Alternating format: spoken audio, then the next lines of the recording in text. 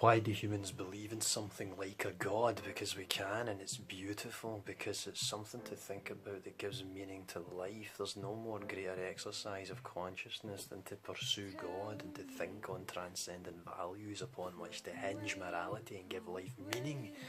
And understand why people wouldn't want to do that, because you know, who wants that kind of responsibility? Who wants to think that there's consequences for their actions that matter?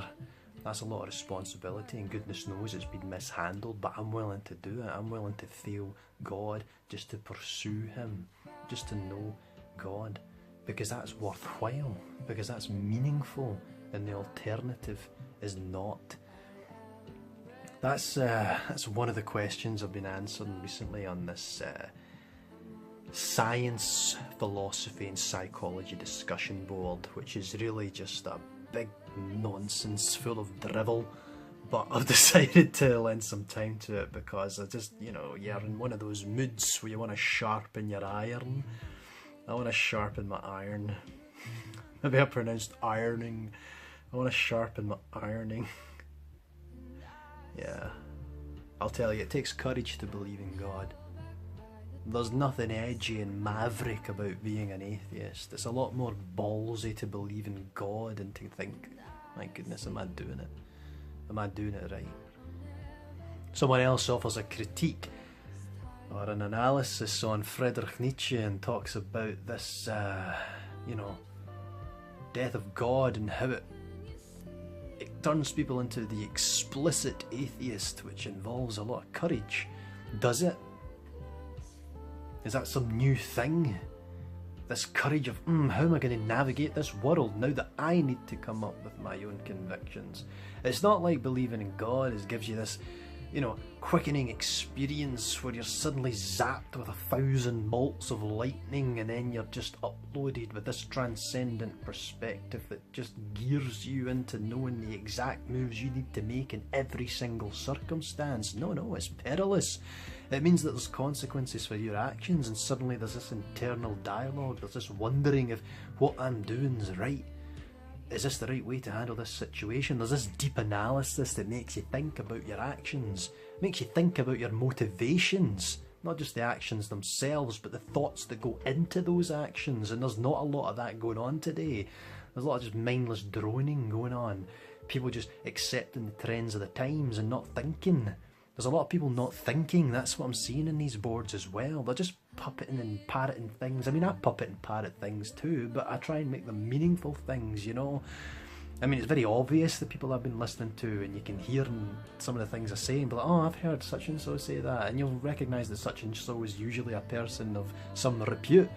But these people just quote the funny, silly atheist Tim Minchin and Ricky Gervais, and that's them set up for life. And it never goes beyond that, because you see the same things from a 12-year-old that you do from a 36-year-old, and you think to yourself, what the hell happened? Why didn't you grow up? It's because they didn't have to, because they just eschewed all responsibility, and instead gave in to this nihilism that meant they could live in fantasy land. Nothing matters, you know what I mean? Another question I'm asked is, do I believe in true love? No, that's not the question. It's, do you believe in love at first sight? And my answer to that, let's just say no, I don't. I believe in infatuation at first sight, and I don't think that should be underplayed. I think there's something to infatuation at love sight. I think it's something that can germinate into a truly profound love, but ultimately I think love is something that's developed over time. It's a relationship, and it works day in, day in, day out. You know, you've got to put effort into that. You've got to talk to someone, you've got to work through problems, you've got to celebrate the successes and commiserate with the failures, and you've got to be there in times that you'd rather not be there, and you've got to sacrifice of yourself. It's a very beautiful thing, and it can be a very selfless thing and a very difficult thing, and that's what love is. So no, I don't believe in love at first sight. I believe in love, but I think it's more than just that initial sight. And that's not, as I say, it's not to rubbish that initial sight. I think that might be everything, you know. I recently have just completed my midway assessment for my education diploma, and You know, it's one of these things, it makes you think. I like to reflect on my personal life too, and I recognise in myself that I've become a bit more harsh, a bit more rugged around the edges, and I haven't been giving people the time of day, not as much as I would.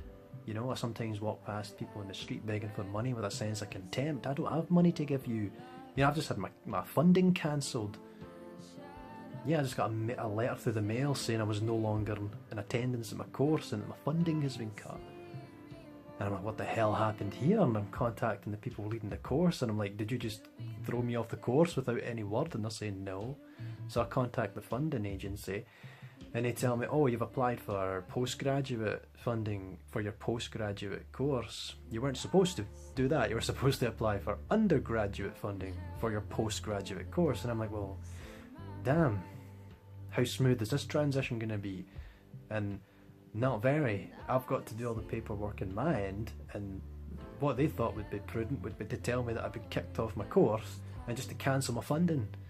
Wow, that was helpful. So yeah, there's a bit of stress in my life, you know, and I haven't been giving people the time that I would like to, or the patience that I feel that they're due, and it's led to like the severance of a rather deep relationship. And to be honest, it was probably going to end anyway, but yeah, you know, and I kind of accepted that, and I think you have to be realistic, you know. And when I'm listening to like Brother Druce on his talk of the ego, I think you've got to question your ego sometimes, you know. He talked about wanting to reach out to people that he'd been close to and seek some kind of reconciliation with them, you know, but then he stopped and he thought to himself, would they appreciate that? Is that something that I ought to do, or is that just something my ego wants to do to kind of soothe it over and maybe see what can be done, you know, if there's anything left in that relationship or whatever. I might be getting that wrong, but for me that's what it is, you know. If I was going to reach out to someone and try and, you know, just sort it all out again, that would just be to ease my conscience. Wouldn't do anything for them, it might even hurt them. It might even just make matters worse. So yeah, you just got to recognise and question your motivations, and that's, as I say, it's something we don't see happening readily enough.